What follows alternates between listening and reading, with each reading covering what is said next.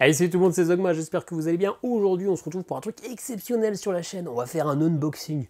Oui, le contenu un petit peu inutile et facile à produire. Je m'y mets exceptionnellement parce que j'ai reçu Kingdom Rush Fureur Élémentale, le coffret et les menaces. Je ne suis pas sûr qu'il sera vendable, achetable en boutique. Je le repose parce que ça pèse un an de mort. Ça m'a été envoyé par Lucky Duck Games que je remercie. Pour tout vous dire, je connais déjà le contenu de la boîte de base, j'ai déjà pu jouer à la boîte de base, et donc justement, je me suis dit que ça pourrait être intéressant en tout cas, peut-être pas intelligent, de vous proposer, de vous montrer à quoi ça ressemble. Un petit peu de curiosité, voilà le matériel, c'est un jeu un peu plus prestigieux que les jeux auxquels je joue d'habitude, parce que finalement j'ai assez peu de Kickstarter, je joue à des versions retail avec du matériel un peu plus cheap. Là on va voir ce que ça propose. Je pense que ça peut être intéressant de voir un peu le contenu, et puis de parler du coup un petit peu du jeu, puisque j'y joue déjà depuis un temps certain, et que la vidéo de gameplay et mon avis complet sur le jeu, parce que j'en suis à cette partie, mais j'ai pas un avis encore définitif. C'est un jeu que je veux vraiment pousser, avancer plus dans la campagne avant d'avoir un vrai avis. Donc ça permet déjà d'avoir un petit peu de contenu sur Kingdom Rush, parce que j'ai vu quand même pas mal de questions passer dessus sur les réseaux sociaux. On est parti pour l'unboxing. Bon visionnage. Et bien alors c'est parti pour l'unboxing. Je ne sais absolument pas ce que je fais. C'est la toute première fois. En tout cas, comme je vous l'ai dit en introduction, je sais ce qu'il y a dans la boîte de base, donc on pourra faire quelques petites comparaisons. Là, on voit déjà que c'est une boîte bien rectangulaire. C'est le coffret et les menaces. Et non pas il y a des menaces dans cette boîte, c'est plutôt un petit jeu de mots entre menaces et élémentaire, parce que vous voyez, hein, c'est Fureur Élémentale pour ce deuxième opus Kingdom Rush, pardon. Hop, donc on va ouvrir ça. Comment c'est installé dedans? Et on va déjà regarder ce qui est ici. Alors ça, ce sont les petites cartes, finalement, c'est le petit deck de cartes qu'on va utiliser à chaque tour, qui va nous permettre finalement de jouer nos attaques. C'est-à-dire qu'on va petit à petit placer des tours autour de la piste de jeu, et cette tour-là, on voit que quand on la pose, elle va pouvoir tirer des flèches dans plusieurs directions. On va aussi pouvoir avoir une possibilité d'attaquer un ennemi à distance.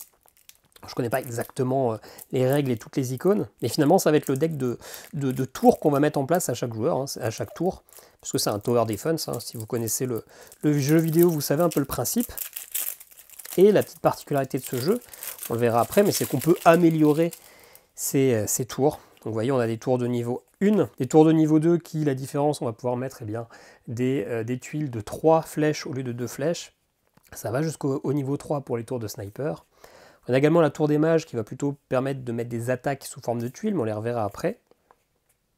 Enfin, sous forme de tuiles, sous forme de L. Là aussi, on en a un petit paquet avec des tours de niveau 2, puis de niveau 3 qu'on va pouvoir améliorer. Des bombards de naines. Là, c'est pour faire plutôt des dégâts un peu explosifs. On a quoi? On a la caserne de la milice. Ça va être un peu les attaques de base qui vont nous permettre de placer des petits soldats. Et donc là, on a les niveaux 4 qui sont les niveaux les plus forts. Nécromancien, ça me dit rien. Dwarf assassin.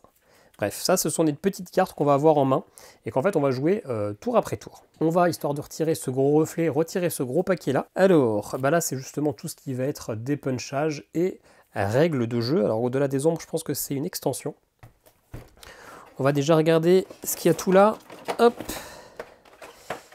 On a du coup, et ça, c'est la grosse particularité, alors qu'on se voit, coucou, de ce coffret-là, c'est qu'on a des game trails, parce que le gros problème de la boîte de base, c'est qu'il y a quelques rangements dans le fond, mais toutes les petites tuiles, là, tous les dégâts qu'on va pouvoir faire, tout ça, c'est mis en vrac dans une sorte de petite boîte. Alors bon, on n'a pas besoin de les avoir forcément bien rangés, c'est pas grave, si c'est en bordel, c'est pas très problématique, mais là, avoir des vrais rangements, des vrais game trails qui sont plutôt stylés, hein. On voit ici qu'il y a tous les petits dessins pour nous dire ce qu'on doit ranger aux différents endroits. Ça va franchement simplifier le jeu et ça va donner envie de l'installer et de le réinstaller plus facilement. Ce qui peut être un petit peu le frein d'une version un peu normale. Alors après, il y a quand même une vraie différence de prix, hein. Ça, j'imagine que c'est pour mettre toutes les petites cartes. Bien cool.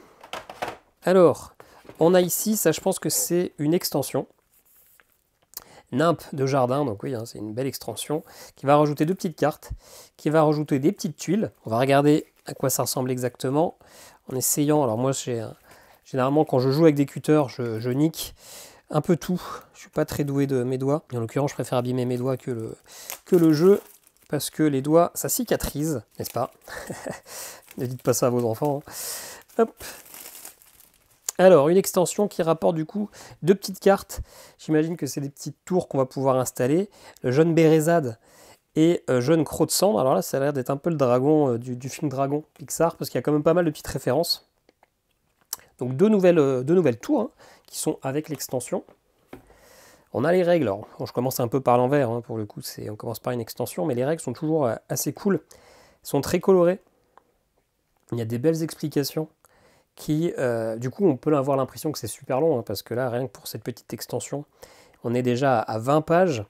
Mais en vrai, c'est vraiment, il nous explique tour par tour comment ça marche, donc c'est plutôt bien fait. On a une autre extension, l'elfe massacreur. Il me fait penser, l'elfe comme ça, il me fait penser un peu à Malakith, qui est l'elfe responsable de la guerre des royaumes dans l'univers de Thor, si vous suivez les comics. L'usurpatrice du trône des noirs, Rexon, bon, je ne sais pas si c'est une petite référence à Malakith, c'est juste un elfe noir avec des cheveux blancs après tout, hein. On n'est pas obligé de trouver des références un peu partout. Vous voyez que c'est aussi une extension avec des règles qui fait 20 pages, mais ça y ressemble fortement.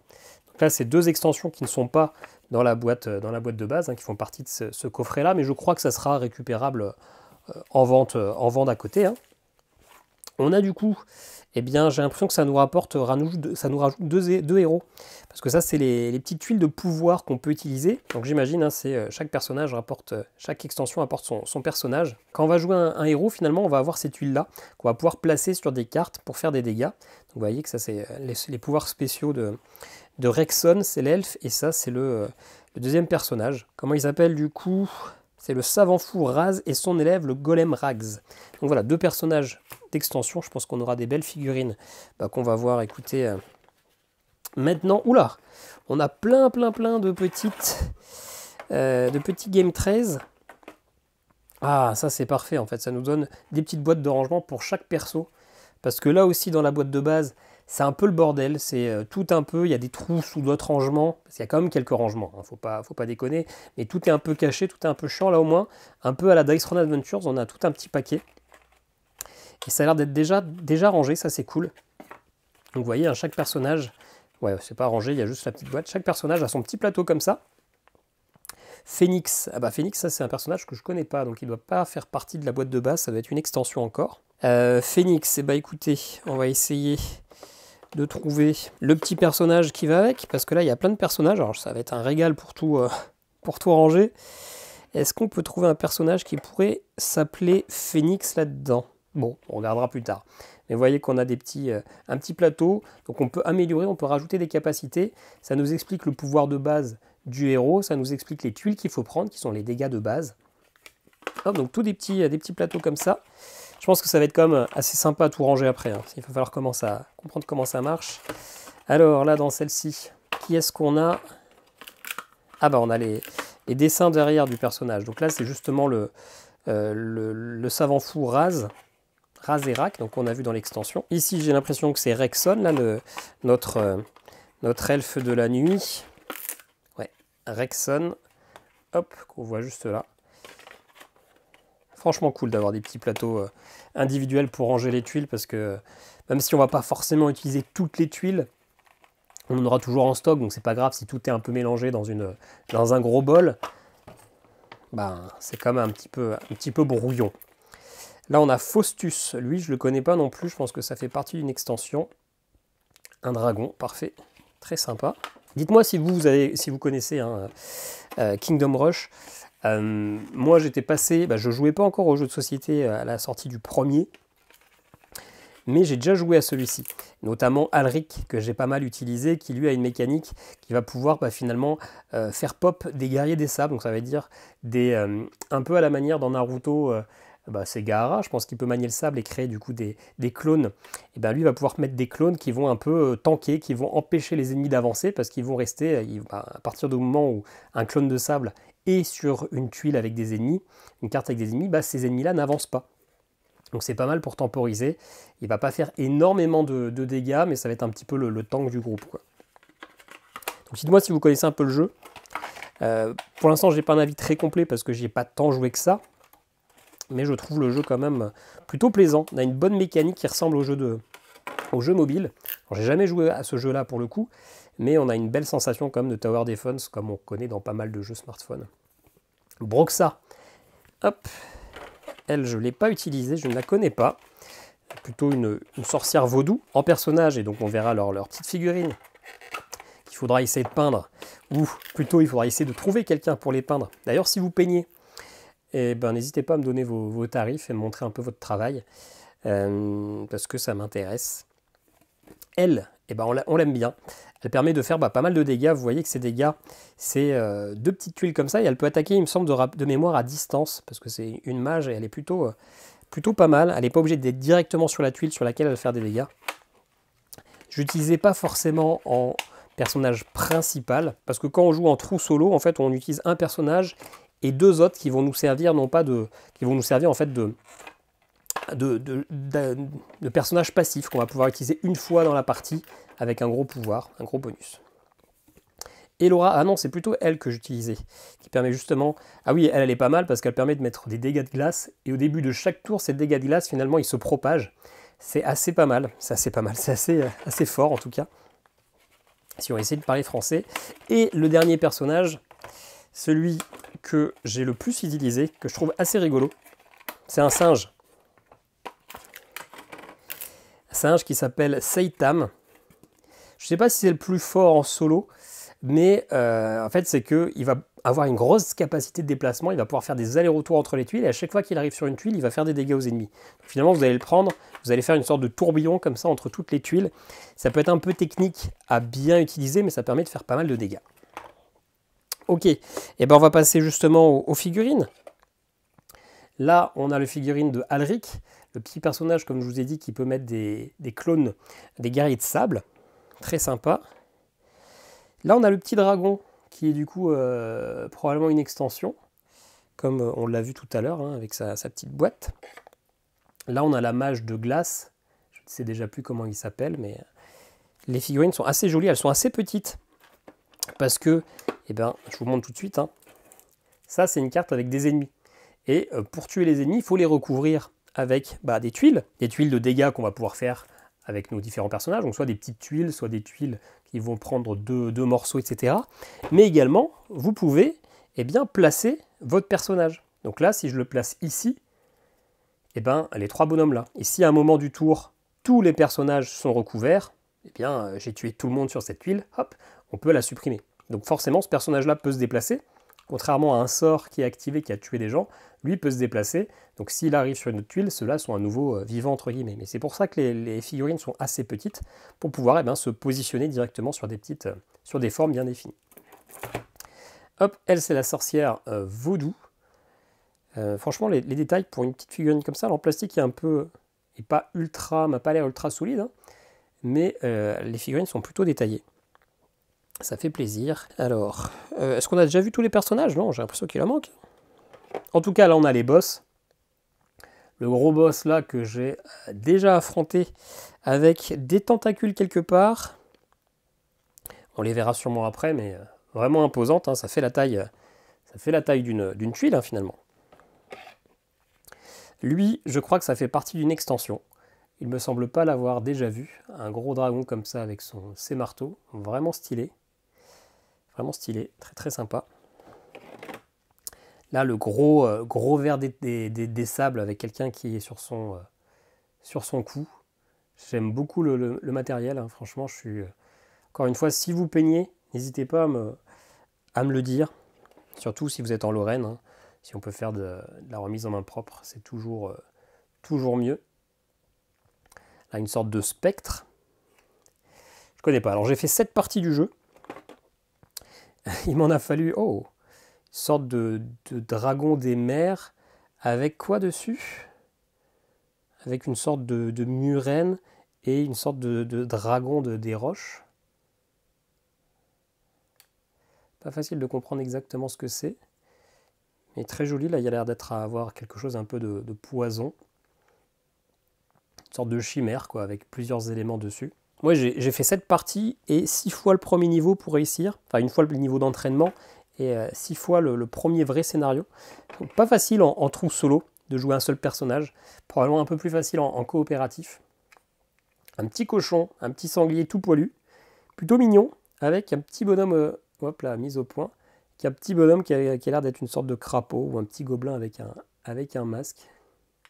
Plutôt mignonne. Celle-là aussi, je pense que c'est une extension. Elle me dit rien, ou peut-être que j'avais pas fait attention. Ça aussi, c'est fort possible. On va retirer les cartons, ça sera plus esthétique. C'est vrai que j'ai pas l'habitude de faire de unboxing et j'ai pas envie que ça soit une vidéo toute moche, parce que déjà que je suis pas sûr que ce soit une vidéo très intéressante. Là, c'est quoi dans ce sac? Eh ben, on va ouvrir, ça a l'air d'être des mannequins d'entraînement. Ouais. Ah, c'est pas des mannequins d'entraînement, c'est des petits soldats en fait. Au lieu qu'on ait des pions soldats, quand on fait des dégâts, bah avec... vous voyez, avec cette tour-là, on fait des dégâts avec une petite tuile qui prend 2 positions de flèche, qui nous permet de tirer à distance.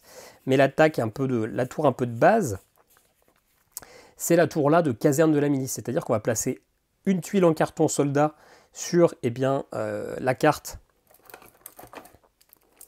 qui sera adjacente. Donc là, je peux poser un soldat où je veux. Donc généralement, on va le mettre sur un autre soldat. Et puis, il y a un pouvoir, c'est qu'ils vont faire un dégât sur une carte adjacente. Une autre carte adjacente ou 2 cartes adjacentes, je ne sais plus. Et bien là, au lieu de mettre un petit carton, un petit token soldat, et ben dans cette version-là, on a des vrais petits soldats. Très mignons, tout mignons. Du coup, j'imagine qu'il y en a une dizaine. Ça va être bien casse-couille si je dois trouver quelqu'un pour peindre, parce que chaque petit truc comme ça, ça va être sympa. Mais ça existe. De même que là, on a des petits hommes des sables. On avait des petits pions, des petits meeples en fait, hein, dans la version normale. Et là, on a vraiment des petits bonhommes en tornade. Très sympa. Je pense que c'est ça. On a les soldats et les tornades. Ouais, on a 2 tornades. Très mignonnes. Très sympa. Et là, on a encore d'autres objets. On a... Ah, ça, je pense que c'est des petits ennemis qui viennent avec... je l'ai mis où? Qui viennent avec lui. Hein. Ils se ressemblent un peu. Je pense que ça, c'est la maman et ça, c'est le petit bébé. Malheureusement, la maman, elle a 4 bébés. A priori, elle touche de l'argent de la CAF. Parce que vu le nombre de bébés qu'elle a, elle n'a pas fait ça que pour la beauté de la pérennité de son espèce. Bon, ça, c'est un peu méchant. Petite blague qu'on va peut-être censurer au montage. Mais elle a 4 bébés en tout cas. Là, on a un petit dragon. Très chouette. Pardon, ça sera plus chouette si vous le voyez. Parce que je suis en train de tripoter la nouille en regardant les dessins, regardant les trucs. Mais j'oublie qu'il y a une caméra et qu'il faut regarder la caméra et voir ce qui est filmé. Et là, on a un aigle. Donc ça, pareil, je ne sais pas trop ce que c'est, si ça vient d'une extension ou pas. J'ai pas de souvenir d'équivalent de meeple. Aïe, comment ça se range? Comme ça, je pense. J'espère que je ne vais pas le casser. Dans la boîte de base. Ok, bah écoutez, ça, hop, je sais ce que c'est. Tout simplement, c'est les petits supports pour mettre les cartes comme ça.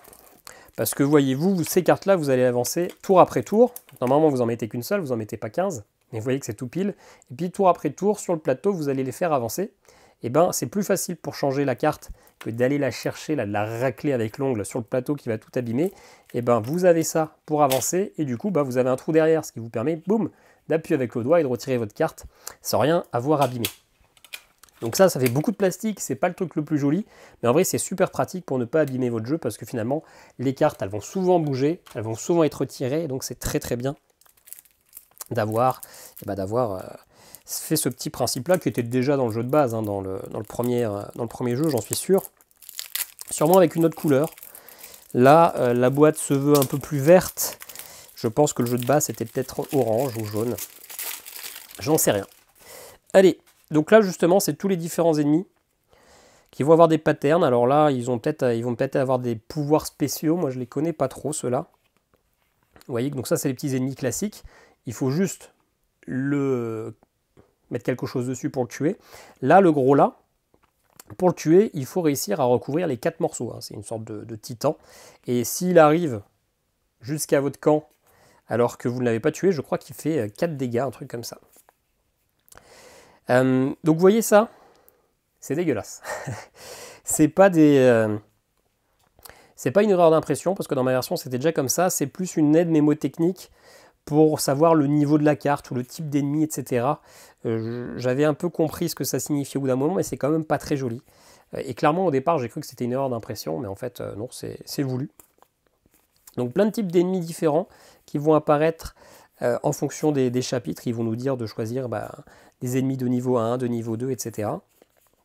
Un gros paquet d'ennemis, de dispositions d'ennemis différents, parce qu'en fait, c'est juste le design qui change. Que ce soit un petit vaudou ou lui, ça ne va pas changer les dégâts qu'ils vont nous faire, mais c'est surtout la disposition. Sur cette carte-là, il va falloir recouvrir les soldats dans ce sens-là, alors qu'ici, ça ne va pas être le même. Donc ça ne va pas être exactement le même jeu, la même réflexion au niveau de la pose de tuiles. On a des ennemis là qui ont cette petite icône-là, ça veut dire qu'à la fin du tour, si ces rats-là ne sont pas recouverts, la carte, au lieu d'avancer d'une case, elle va avancer de 2 cases. Donc attention, il faudra rush un petit peu les rats avant de s'occuper des scorpions. Là, un boss. Bref, on ne va pas faire toutes les cartes. Hop. Référez-vous à la fin du livret de règles. Ah, donc là, on a des petites cartes plutôt destinées au boss. Je vais pas toutes... on va essayer de ne pas spoiler. Bon, pire, je couperai. Ouais, c'est des effets de cartes de boss qu'on va tirer aléatoirement a priori. Beaucoup de matériel, hein, beaucoup de cartes, plein de choses. Pour ça que ça pouvait être un petit peu pénible dans le jeu de base. Hein. Pour moi, c'est son plus gros défaut au jeu de base. C'est vraiment le rangement. C'est plein de choses qui sont empilées les unes sur les autres. Alors en vrai, une fois que c'est rangé, c'est pas ultra chiant non plus. Mais c'est vrai que la première fois, on ouvre la boîte, le temps qu'on dépunch tout ça, qu'on trouve comment ranger, etc., on est un petit peu démotivé, quoi. Donc là, c'est bien d'avoir des rangements un peu plus agréables. Donc ça, justement, je vous disais en solo, en fait, vous contrôlez un vrai personnage et vous choisissez votre personnage, vous tirez, soit vous choisissez, soit vous tirez aléatoirement, vous allez en prendre 2. Alors pour simplifier, vous pouvez en prendre 3, pour corser, vous pouvez en prendre 1, mais techniquement, vous en prenez 2, avec le personnage qui va avec. Et une fois par partie, vous pouvez utiliser votre personnage, donc vous allez le poser si vous avez pris lui, vous allez le poser quelque part, et puis vous allez faire les dégâts, c'est-à-dire que vous allez pouvoir placer 3 tuiles blanches, et au début du prochain manche, infliger tout ça, donc ça va être un gros boost, plus fort que le héros seul, mais que vous allez utiliser qu'une fois par partie, donc vous aurez 2 jokers entre guillemets. Ça va être assez tendu, parce qu'il va bien falloir choisir quel moment il faut le faire. Moi généralement j'aime bien faire tout ça dès le premier tour, histoire de vite un petit peu évacuer le plateau, et après on joue tranquillement. Mais en solo, c'est vraiment pas facile, alors qu'on peut jouer en coopération, tout simplement. Donc là, vous voyez, c'est d'autres ennemis. Hein.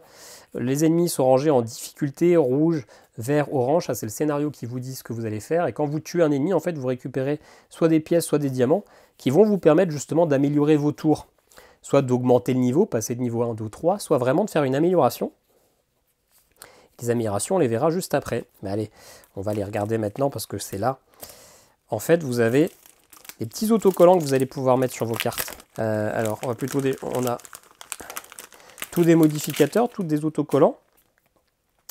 Tout cela, je ne les connais pas. Celui-là, je ne les connais pas. Ça, c'est les modificateurs de base. Hop, on va prendre sur tout cela. Vous voyez, vous prenez une carte. Vous allez pouvoir, pour chaque carte, faire une amélioration qui va en fait être active pendant toute la manche, pendant toute la partie.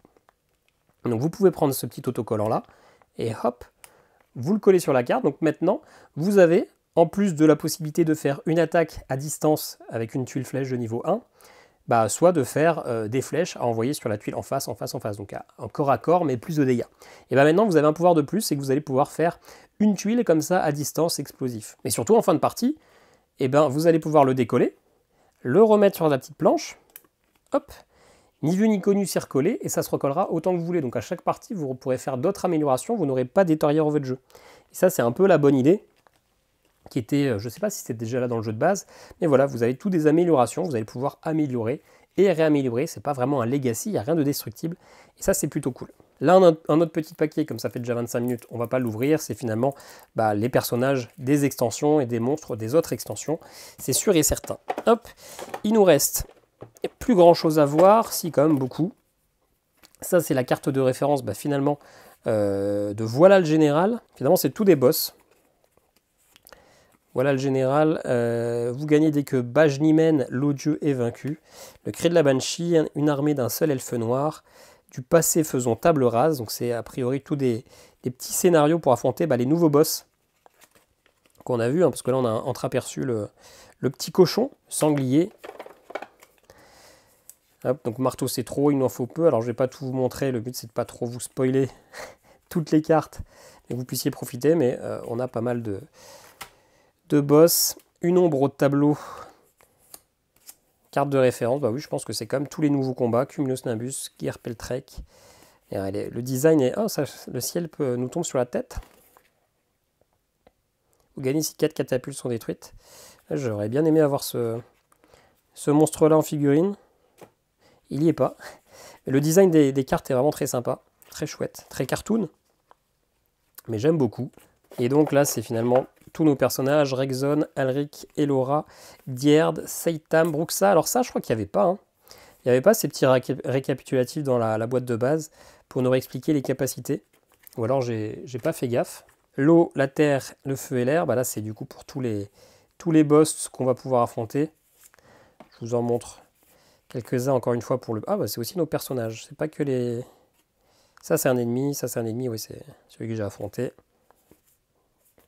Du sushi à se faire, un long Halloween, panique dans la jungle, tout a changé lorsque la lave est apparue, menace naissante, Anoub, Is, champion des ombres, Jack O'Lantern. Vous voyez qu'il y a quand même pas mal de références. Les aides de jeu. Ouais, ça je crois que c'est du petit bonus. Encore des petits paquets de cartes justement pour les personnages, bah, Rexon et puis le golem. Hop, c'est le truc des extensions. Ah bah voilà les tentacules pour le poulpe dont je vous parlais, elles étaient cachées ici. Ah, et puis bah voilà, il nous manquait la figurine de Seitam. Je me disais bien qu'il en manquait. Elles étaient encore une fois cachées. Là, on a la magicienne un petit peu de lumière. Et du coup, les personnages des extensions. Le petit ingénieur sur son... c'est celui que j'ai déjà oublié, c'est un golem. Et puis il y a un petit lapin là, tout petit mignon. Et lui, c'est qui? Eh ben, c'est justement Rexon, c'est l'elfe un petit peu chonchon. Et ça, finalement, qu'est-ce que c'est? Ben, c'est les positionnements. Quand vous allez créer un plateau, on va voir ça, ça sera le dernier truc qu'on va voir. On va pas pouvoir placer nos tours partout. Ça, c'est les endroits qui seront prédéfinis par le scénario pour dire, bah, vous pouvez construire des tours sur ces trucs-là. Et en fait, quand on joue en multijoueur, un joueur va choisir par exemple les couleurs roses, l'autre va choisir les couleurs orange, l'autre va choisir les joueurs verts. Et moi, en tant que joueur violet, rose, je pourrais poser mes tours que sur les tours, sur les côtés rouges. Donc on va pas pouvoir placer n'importe où. On va devoir se les répartir. Et en solo, par contre, on aura toutes les tours. Par contre, à chaque tour, je dirais, aujourd'hui, je peux jouer que sur violet et jaune. Au tour d'après, bah, je dirais, je peux jouer que sur jaune et vert. Au tour d'après, je dirais que je peux jouer, enfin, il y a toujours un type de terrain où je m'interdirais de jouer. Ça peut être, on n'est pas obligé de faire un vrai roulement sur les 3 types de couleurs, hein. On peut alterner juste 2 couleurs si ça nous arrange, mais on est toujours obligé de s'interdire de jouer sur un type de terrain à chaque fois qu'on va placer. Bon, ça va être un petit peu cryptique tout ça, mais de toute façon, on verra ça dans 2 semaines, parce que là, je vais partir en vacances. J'aurai pas le temps de pousser suffisamment le jeu pour vous faire une belle partie. Mais on verra ça du coup très bientôt. Alors du coup, on a le gros pavé de règles. Mais comme je vous ai dit, plein d'explications. Et puis surtout, à partir de la moitié, à partir de 20 pages, eh bien, on a les différents scénarios qui sont expliqués. Le premier scénario, menace naissante, que j'ai fait une paire de fois. Ça nous dit comment faire nos piles de cartes. Ça nous dit quelle est la disposition du terrain, avec quel bonus on commence. Et puis voilà, on a petit à petit, alors c'est très légèrement scénarisé, hein, c'est plus des dispositions plus qu'une vraie histoire. Rien ne vous empêche de le faire dans un sens différent, mais c'est pas un jeu facile, donc si vous commencez directement par le dernier chapitre, vous allez galérer. Mais voilà, prenez pas peur, il y a 60 pages de règles, c'est en fait 20 pages de règles et 40 pages de scénario. Et puis bah justement, on a un petit scénario d'introduction qui lui est bien fait. Ça vous explique 80% du jeu, tout en faisant vos premiers tours de partie. Très simple, hein, vous ne pouvez pas perdre, mais... Et puis si d'ailleurs, ça vous dit que si vous perdez, vous continuez jusqu'à ce que vous gagnez, donc il n'y a pas de souci, c'est vraiment une belle introduction qui permet de comprendre le jeu.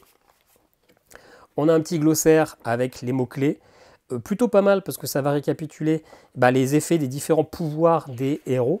Et ça, du coup, je l'ai pas mal utilisé lors de mes premières parties.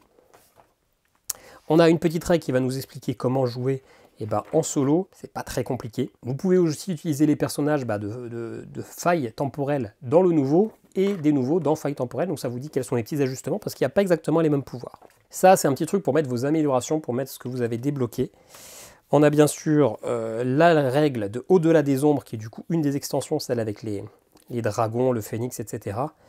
Ouais, on voit ici, là c'est Faustus, le petit dragon, figurine de phénix, etc. Donc ça vous rajoute des scénarios en plus. Donc on a une extension avec les scénarios et des extensions finalement avec des personnages supplémentaires. Ça, et puis promis, on a bientôt terminé, c'est une carte. Une carte, si vous avez joué au jeu, la plupart des jeux mobiles en fait, vous finissez un niveau, vous avez plusieurs niveaux d'étoiles de réussite.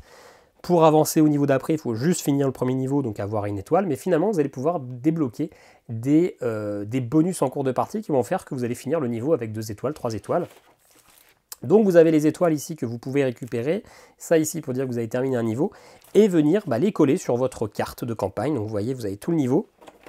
Alors ça c'est la même feuille que vous avez dans le jeu de base aussi, même si vous n'avez pas l'extension, il y a toute une partie que vous ne pourrez pas faire.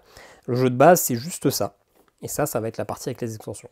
Mais du coup vous pouvez coller vos achievements dessus, et puis si vous voulez recommencer la campagne, c'est toujours la même chose, ce sont les mêmes autocollants que vous allez pouvoir décoller, donc vous allez pouvoir recommencer une campagne à volonté. Du coup là on a, ça c'est des trucs des extensions, Faustus et puis le phénix, hop, encore un peu de dépunchage, et surtout, là c'est le plateau de jeu.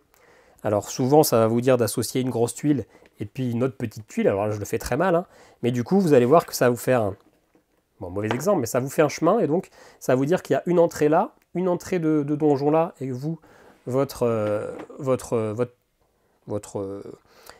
château, on va dire, il est ici, donc les ennemis vont avancer, les cartes vont avancer d'une case par tour, et dès qu'il y a une carte qui arrive bien dans votre zone où vous avez votre château, tous les ennemis qui sont encore vivants, c'est-à-dire tous les petits bonhommes qui ne sont pas recouverts, ils vous font un dégât. Et vous commencez avec généralement 3 ou 4 points de vie, donc finalement ça va vite, ça va très très vite de mourir. Donc on a toujours une grosse tuile terrain comme ça, et puis souvent on va avoir des petites tuiles rectangulaires, voire des carrés que vous allez pouvoir rajouter pour donner une disposition un peu différente à chaque partie. De mémoire c'est recto verso, voilà, hop, et le terrain va probablement soit changer l'ambiance, soit peut-être donner des conditions, je ne suis pas allé très loin dans le jeu. Et puis là, vous avez tous vos petites compétences que vous allez pouvoir débloquer. Vous allez avoir des petits tokens pour l'argent, pour les points de vie. Ça, ce sont des fleurs qu'on va pouvoir déposer sur le terrain et utiliser pour débloquer certains bonus.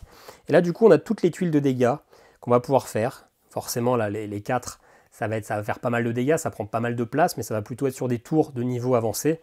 Sur des tours de niveau de base, on va plutôt être sur des dégâts uniques, voire des dégâts doubles.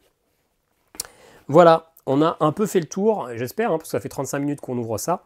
Je ne vous ai pas montré le dos de la boîte, mais il n'y a rien au dos. C'est assez sobre. Ça vous montre en tout cas le matériel de la boîte Kickstarter. Finalement, quelle est la différence entre ce coffret, alors je ne sais pas s'il sera quand même disponible dans le commerce, et la boîte normale? Finalement, les figurines des monstres sont les mêmes. Les figurines des personnages de base sont les mêmes. Les tokens sont les mêmes.